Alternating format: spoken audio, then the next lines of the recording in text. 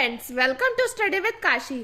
Friends, आज की video में हम क्लास 10th के विज्ञान के पूरी बुक के 50 इंपॉर्टेंट टॉपिक डिस्कस करने वाले हैं एक ही वीडियो में। तो चलिए हम वीडियो को स्टार्ट करते हैं। देखिए फ्रेंड्स, हमारा पहला चैप्टर है अध्याय 1 रासायनिक अभिक्रियाएं और समीकरण। इसमें हम देखते हैं हमारे कौन कौन से क्वेश्चन इंपॉर्टेंट है। तो देखिए पहला क्वेश्चन है संयोजन तथा वियोजन अभिक्रिया। फ्रेंड्स, ये मोस्ट इंपॉर्टेंट है, ये बार बार परीक्षा में पूछा ही जाता है।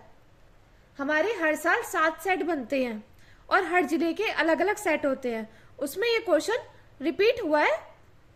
और देखिए अगला है हमारा ऊष्माक्षेपी तथा ऊष्माशोषी अभिक्रिया। फ्रेंड्स, ये भी हमसे 4 नंबर में पूछा गया था पिछले साल। ये मोस्ट इंपोर्टेंट क्वेश्चन है, ये बार बार रिपीट होता है। अगला देखिए, अगला है रासायनिक समीकरण संतुलित करने की विधि। ये भी मोस्ट इंपोर्टेंट क्वेश्चन है, ये भी बार बार परीक्षा में पूछा गया है। फ्रेंड्स, ये चैप्टर बहुत स्कोरिंग है, इसमें से आपके क्वेश्चंस जरूर लगते हैं। देखिए पहला क्वेश्चन क्या था, संयोजन तथा वियोजन अभिक्रिया। दूसरा था ऊष्माक्षेपी तथा ऊष्माशोषी अभिक्रिया। और तीसरा हमारा क्वेश्चन था रासायनिक समीकरण संतुलित करने की विधि। अब देखिए, अब देखते हैं हम हमारा अगला अध्याय। तो अगला अध्याय क्या था, अगला अध्याय है 2 यानी कि चैप्टर 2 अम्ल, क्षार और लवण। ये मोस्ट इंपोर्टेंट चैप्टर है, ये बहुत स्कोरिंग चैप्टर है। फ्रेंड्स देखिए, इसमें हमारा पहला क्वेश्चन क्या है, अम्ल, क्षार तथा लवण की परिभाषा उदाहरण सहित बताइए। ये मोस्ट इंपोर्टेंट क्वेश्चन है, ये आपसे 4 नंबर में पूछा जाता है। अगला देखिए, अगला है बेकिंग सोडा बनाने की विधि। ये मोस्ट इंपोर्टेंट है, ये भी 2 नंबर या 4 नंबर में पूछा ही जाता है, हर साल पूछा जाता है। अगला देखिए, अगला है धावन सोडा बनाने की विधि। कई बार हमसे धावन सोडा का सूत्र पूछ लेते हैं या हमसे बनाने की विधि पूछ लेते हैं। अगला देखिए, अगला है हमारा प्लास्टर ऑफ पेरिस। ये मोस्ट इंपोर्टेंट क्वेश्चन है, बार बार परीक्षा में रिपीट होता है। अगला देखिए, अगला है उदासीकरण अभिक्रिया। फ्रेंड्स, अगर आप पिछले साल का पेपर देखोगे तो आपको सभी सेट में उदासीकरण की अभिक्रिया जरूर मिलेगी। ये बहुत स्कोरिंग चैप्टर है, अम्ल, क्षार और लवण। इसमें से क्वेश्चंस तो पक्के हैं ही। अगला देखिए, अगला चैप्टर है हमारा धातु और अधातु। ये मोस्ट इंपोर्टेंट है, ये चैप्टर मोस्ट इंपोर्टेंट है। क्वेश्चन आता है फ्रेंड्स, धातु और अधातु में अंतर बताइए। ये हमेशा 4 नंबर में पूछा जाता है, धातु और अधातु में अंतर। कोई भी सेट ऐसा नहीं होगा जिसमें धातु और अधातु से क्वेश्चन ना आया हो। अगला देखिए, अगला है हमारा धातु और अधातु में अंतर भौतिक व रासायनिक गुणों के आधार पर। या तो आ जाता है धातु और अधातु में अंतर बताइए, या आ जाता है धातु और अधातु में अंतर भौतिक व रासायनिक गुणों के आधार पर बताइए। ये मोस्ट इंपोर्टेंट क्वेश्चन है ये दोनों। अगर आपने ये दोनों क्वेश्चन कर लिए ना तो आपके 4 नंबर पक्के हैं। आपको बोर्ड एग्जाम में 70 में से 70 नंबर लाने से कोई नहीं रोक सकता अगर आप ये टॉपिक कर लेते हो। चलिए हम अपना अगला टॉपिक देखते हैं। अगला चैप्टर है हमारा अध्याय 4 यानी कि चैप्टर 4। इसका नाम है कार्बन और उसके यौगिक। इसमें हमारे क्वेश्चन रिपीट होते हैं, संतृप्त तथा असंतृप्त। ये मोस्ट इंपोर्टेंट क्वेश्चन है, आपसे बार बार परीक्षा में पूछा गया है। अगला देखिए, अगला है सजातीय श्रेणी। ये मोस्ट इंपोर्टेंट क्वेश्चन है, ये हमसे 4 नंबर में पूछा जाता है। अगला देखिए, अगला है IUPAC नामकरण। फ्रेंड्स, ये हमसे 2 नंबर में पूछा जाता है। इसमें हमसे 2 क्वेश्चन पूछे जाते हैं 1-1 नंबर के। अगला देखिए, अगला है साबुनीकरण अभिक्रिया। ये मोस्ट इंपोर्टेंट है, साबुनीकरण अभिक्रिया, ये हमसे 4 नंबर में पूछी जाती है। अगला देखिए, अगली है एसिडीकरण अभिक्रिया। ये मोस्ट इंपोर्टेंट है, ये भी 4 नंबर में हमसे पूछा जाता है। फ्रेंड्स, ये 4th चैप्टर भी बहुत स्कोरिंग है, इससे क्वेश्चन बार बार रिपीट होते हैं। अगला देखिए, अगला चैप्टर है हमारा 5 जैव प्रक्रम। ये मोस्ट इंपोर्टेंट क्वेश्चन है, इससे हर बार क्वेश्चन लगते ही हैं। और इससे हर बार कितने मार्क्स के क्वेश्चन लगते हैं, 6 मार्क्स के। कितने मार्क्स के लगते हैं, 6 मार्क्स के। इसमें हमारा पाचन तंत्र, इसमें हमसे पाचन तंत्र पूछा जाएगा और उसका हमें चित्र हमसे पूछा जाएगा, पाचन तंत्र का सचित्र वर्णन करो। ये हमसे 6 नंबर में पूछा जाता है। दूसरा है श्वसन तंत्र। ये मोस्ट इंपोर्टेंट क्वेश्चन है, बार बार रिपीट होता है। अगला देखिए, अगला क्या है, अगला है हमारा क्वेश्चन उत्सर्जन तंत्र। ये मोस्ट इंपोर्टेंट क्वेश्चन है, ये भी आपसे 6 नंबर में पूछा जाता है। तो फ्रेंड्स, ये तीनों अगर क्वेश्चन कर लिए तो आपके 6 नंबर क्या है, 6 नंबर पक्के हैं। ये मोस्ट इंपोर्टेंट चैप्टर है जैव प्रक्रम, जिसमें हमारा क्वेश्चन इंपोर्टेंट है पाचन तंत्र, श्वसन तंत्र और उत्सर्जन तंत्र। अगला देखिए, अगला है हमारा चैप्टर जीव जनन कैसे करते हैं। ये मोस्ट इंपोर्टेंट चैप्टर है, इसमें से भी क्वेश्चन बार बार रिपीट हुए हैं। देखिए, पहला हमारा क्वेश्चन है लैंगिक जनन और दूसरा क्वेश्चन है अलैंगिक जनन। फ्रेंड्स, इन दोनों में अंतर भी पूछ लिया जाता है। लैंगिक जनन और अलैंगिक जनन में अंतर बताइए, ये हमसे 4 नंबर में पूछा जाता है। अगला देखिए, अगला है परागणन और स्वपरागण में अंतर। ये भी मोस्ट इंपोर्टेंट क्वेश्चन है, ये भी आपसे 4 नंबर में पूछा जाता है। अगला देखिए, अगला है पुष्प की संरचना। फ्रेंड्स, पिछली बार ये 6 नंबर में पूछा गया था, पुष्प की संरचना बताइए और इसका सचित्र वर्णन करो। तो ये मोस्ट इंपोर्टेंट क्वेश्चन है। अगला देखिए, अगला है नर तथा मादा जनन तंत्र। ये मोस्ट इंपोर्टेंट क्वेश्चन है, ये हमसे 4 नंबर में पूछा जाता है। ये बहुत स्कोरिंग चैप्टर है, जीव जनन कैसे करते हैं।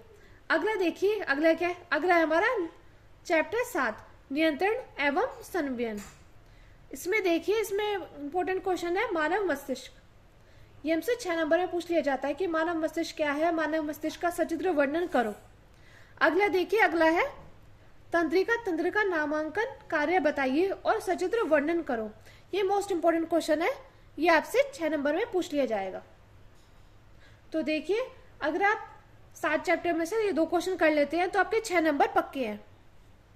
अगला देखिए, अगला चैप्टर हमारा इंपॉर्टेंट है, अगला चैप्टर है हमारा 8 यानी कि आनुवंशिकता। ये मोस्ट इंपोर्टेंट क्वेश्चन है, इससे भी क्वेश्चंस रिपीट होते रहते हैं। फर्स्ट क्वेश्चन देखिए, डीएनए और आरएनए में अंतर। ये हमसे 2 नंबर में पूछ लिया जाता है। यह डीएनए और आरएनए की फुल फॉर्म, ये हमसे 2 नंबर में पूछ ली जाती है। अब देखिए, दूसरा है मेंडल के आनुवंशिकता का नियम। ये हमसे 6 नंबर में पूछ लिया जाता है।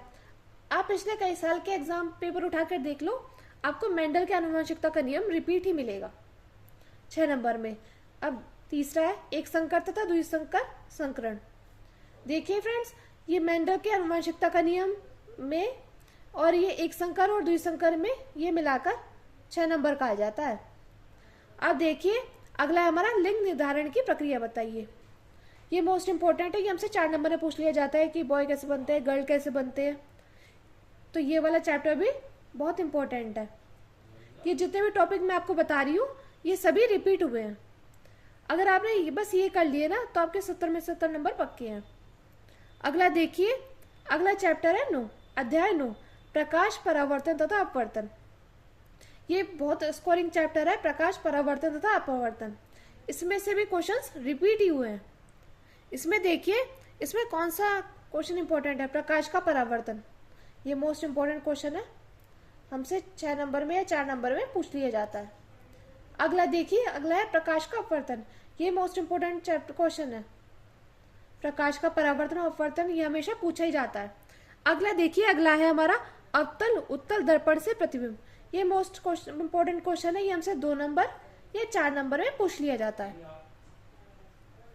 अगला देखिए, अगला है लेंस से प्रतिबिंब का निर्माण। ये भी इंपॉर्टेंट क्वेश्चन है, ये हमसे 4 नंबर में पूछ लिया जाता है कि लेंस से प्रतिबिंब का निर्माण कैसे करते हैं। अगला देखिए, अगला है लेंस की क्षमता। फ्रेंड्स, इस क्वेश्चन से न्यूमेरिकल पक्के हैं, लेंस की क्षमता से हमारे न्यूमेरिकल पक्के हैं। न्यूमेरिकल के लिए ये चैप्टर बहुत इंपॉर्टेंट है कि लेंस की क्षमता, इससे न्यूमेरिकल बनते ही हैं। अगला देखिए, अगला है हमारा चैप्टर 10 यानी कि अध्याय 10 मानव नेत्र तथा रंग बिरंगा संसार। देखिए, इसमें हमारा इंपॉर्टेंट क्वेश्चन है निकट दृष्टि दोष और दूरदृष्टि दोष।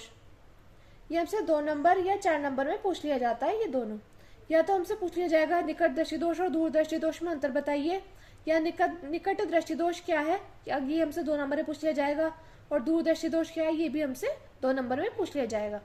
अब देखिए, अगला है हमारा मानव नेत्र यानी कि मनुष्य की आंख, ह्यूमन आई। ये हमसे 6 नंबर में पूछ लिया जाता है। ये इसका हमें पूछा जाता है कि इसका सचित्र वर्णन करो।